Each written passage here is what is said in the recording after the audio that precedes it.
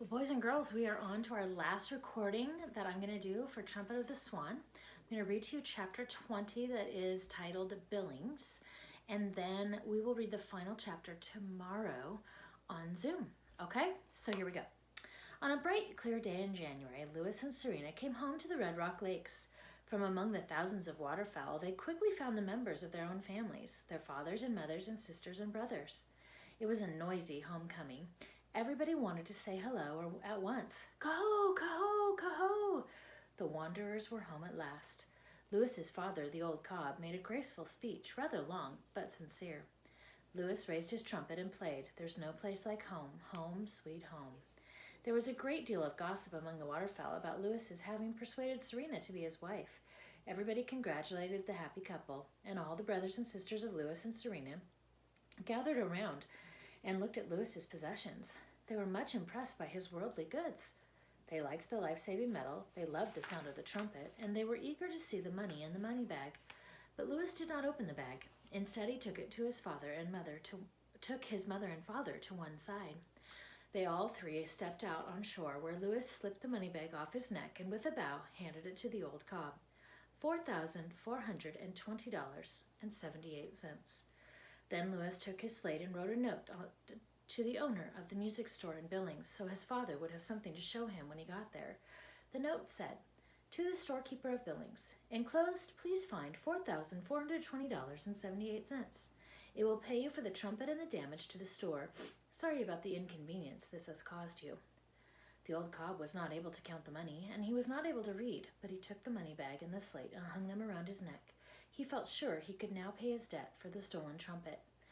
"I shall go," he said to his wife. "I shall redeem my honor. I shall return to Billings, the scene of the crime, a great city teeming with life." "We've heard that before," remarked his wife. "Just take the money and the note and beat it for Billings, as fast as you can go. And when you get there, for heaven's sake, be careful. The owner of that music store has a gun. He will remember that the last time he saw a swan coming at him, he got robbed. So watch yourself. You're on a dangerous mission." "Danger," said the old cob, "danger. I welcome danger and adventure. Danger is my middle name. I would risk my life to redeem my honor and recapture my sense of decency. I shall pay my debt and blot out the foul mark that sullies my good name. I shall rid myself forever of the shame that comes from thievery and wrongdoing. I shall—" "If you don't stop talking," said his wife, "you won't get to Billings before the stores close." "Oh, you are right as usual," replied the cob. He adjusted the money bag and the slate for flight, and then he took off into the air and headed toward the northeast, flying fast and high. His wife and son watched him until he faded from view. "What a swan," said his wife. "You have a good father, Lewis. I hope nothing happens to him. To tell you the truth, I'm worried." The old cob flew fast and far. When he spied the churches and factories and shops and homes of Billings, he circled once, and then he began his downward glide, straight for the music store. "My hour has come," he said to himself. "My moment of truth is at hand. I shall soon be out of debt, out from under the cloud of shame and dishonor that has cast a shadow over my life for lo these many months." The cob had been seen already by people down below, and one of the salesmen in the music store was standing by the front window looking out. When he saw the big white bird approaching, he yelled to the storekeeper, "Large bird approaching! Get your gun!"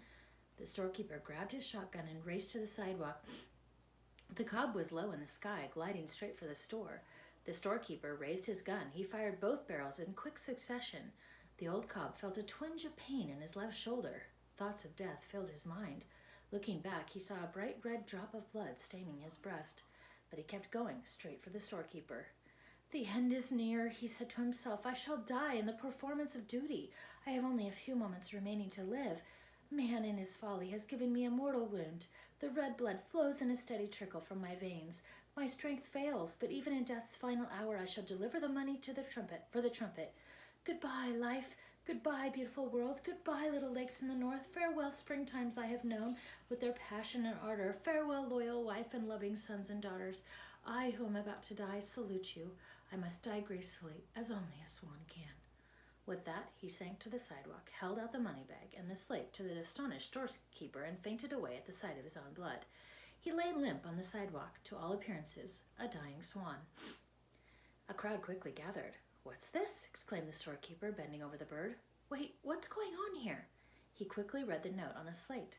Then he tore open the money bag and began pulling out $100 bills and $50 bills. A policeman hurried to the scene and started to hold the crowd back. "Stand back," he shouted. "The Swan is wounded. Give him air." "He's dead," said a little boy. "The bird is dead." "He is not dead," said the salesman. "He's scared." "Call an ambulance," screamed a lady in the crowd. A small pool of blood formed under the neck of the old cob. He seemed lifeless. Just then a game warden appeared. "Who shot this bird?" he demanded. "I did," said the storekeeper. "Then you're under arrest," said the warden. "What for?" asked the storekeeper. "For shooting a trumpet or swan. These birds are protected by law. You can't pull a gun on a wild swan." "Well," said the storekeeper, "you can't arrest me either. I happen to know this bird. He's a thief. He's the one you should arrest. He's been here before, and he stole a trumpet from my store." "Call an ambulance," cried a lady. "What's that you've got in your hand?" asked the policeman. The storekeeper quickly stuffed the money back into the money bag and held the bag and the slate behind his back. "Come on, show it to me," said the cop. "I want to see it too," said the warden. "We all want to see it," cried a fellow in the crowd. "What's in that bag?" The storekeeper sheepishly handed the money bag and the slate to the game warden. The warden stood straight, put on his glasses, and read the note in a loud voice. "To the storekeeper of Billings, enclosed, please find $4,420.78. It will pay you for the trumpet and the damage to the store. Sorry about the inconvenience that this has caused you." At the mention of the sum of money, the crowd gasped. Everyone started talking at once. "Call an ambulance!" screamed the lady.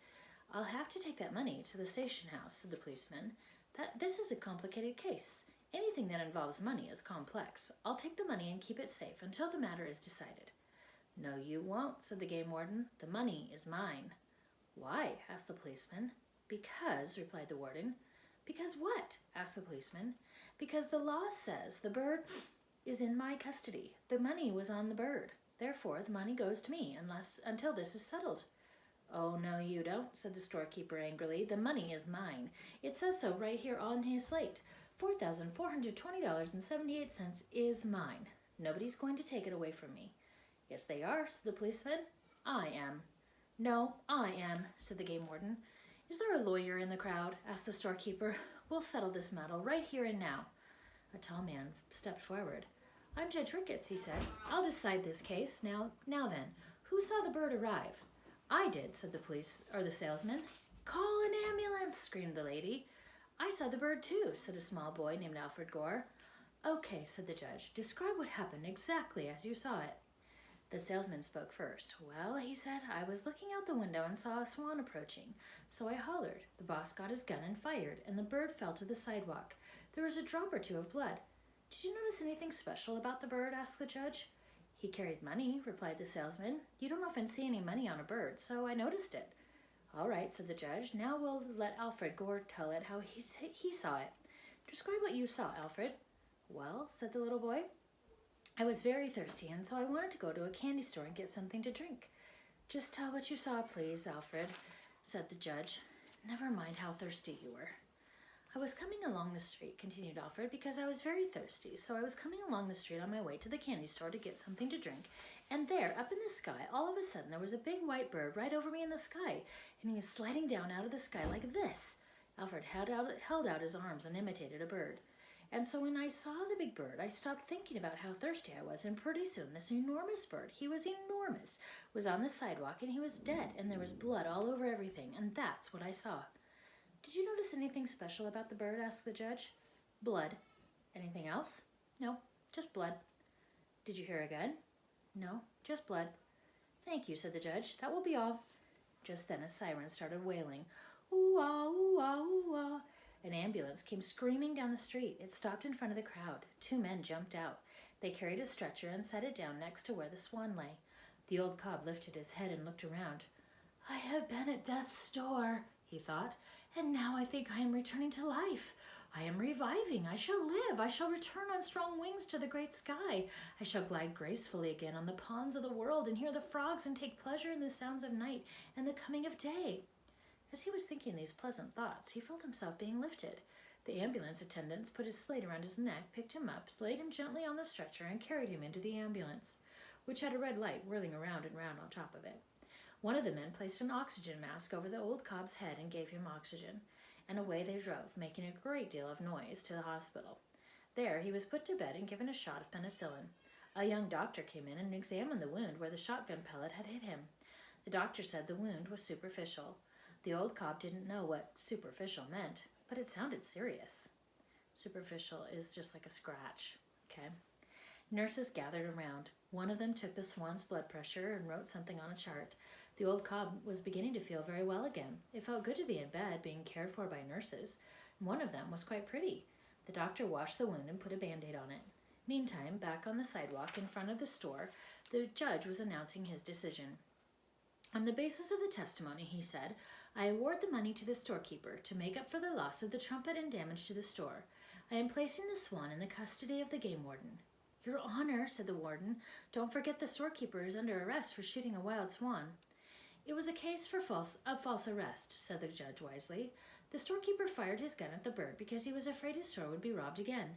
He did not know that the Swan was bringing money to pay for the Trumpet. The gun was fired in self-defense. Everyone is innocent. The Swan is honest, the debt is paid, the storekeeper is rich, and the case is dismissed. A cheer went up from the crowd. The warden looked sulky. The policeman looked glum. But the storekeeper was beaming. He was a happy man. He felt that justice had been done. I have an announcement, he said. I am only going to keep just enough of this money to pay for the stolen Trumpet and the repair bills for my store. All the rest of the money will be given to a good cause if I can think of just the right one. Can anyone think of a worthy cause that needs money? The Salvation Army, suggested a woman. No, said the storekeeper. The Boy Scouts, suggested a boy. No, said the storekeeper. The American Civil Liberties Union, agreed a man. Nope, said the storekeeper. Nobody has thought of just the right place for me to send this money. How about the Audubon Society? Asked the little fellow whose nose looked like the beak of a bird. Great, you've got it, cried the storekeeper. A bird has been very good to me, and now I want to do something for birds. The Audubon Society is kind to birds. I want this money to be used to help birds. Some birds are in real trouble. They faced extinction.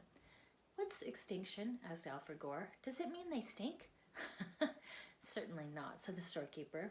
Extinction is what happens when you're extinct, when you don't exist anymore because there are no others like you, like the passenger pigeon and the eastern heath hen and the dodo and the dinosaur. The trumpeter swan was almost extinct, said the game warden. People kept shooting them like this crazy storekeeper, but now they are making a comeback. The storekeeper glared at the warden. I'll say they're making a comeback, he said.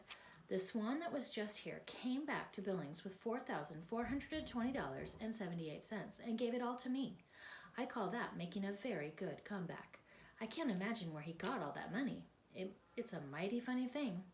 The storekeeper went back into his music store. The policeman went back to the station house. The judge went back to the courthouse. And the game warden walked off down the street toward the hospital. And Alfred Gore, who was still thirsty, continued his journey to the candy store. All the rest of the people wandered away. At the hospital, the old cob lay peacefully in bed, thinking beautiful thoughts. He felt thankful to be alive and relieved to be out of debt. It was getting dark. Many of the patients in the hospital were asleep already. A nurse came into the cob's room to open his window. When she came back a few minutes later to take the cob's temperature and give him a back rub, the bed was empty. The room was deserted. The cob had jumped out the window, spread his wings, and headed for home through the cold night sky. He flew all night across the mountains and arrived home soon after daylight, where his wife was waiting for him. How did it go? She asked. Very well, he said. An extraordinary adventure. I was shot at, just as you predicted. The storekeeper pointed a gun at me and fired. I felt an agonizing pain in my left shoulder, which I have always considered the more beautiful of my two shoulders. Blood gushed from my wound in torrents, and I sank gracefully to the sidewalk, where I handed over the money and thus regained my honor and my decency. I was at death's door. A great multitude of people gathered. Blood was everywhere.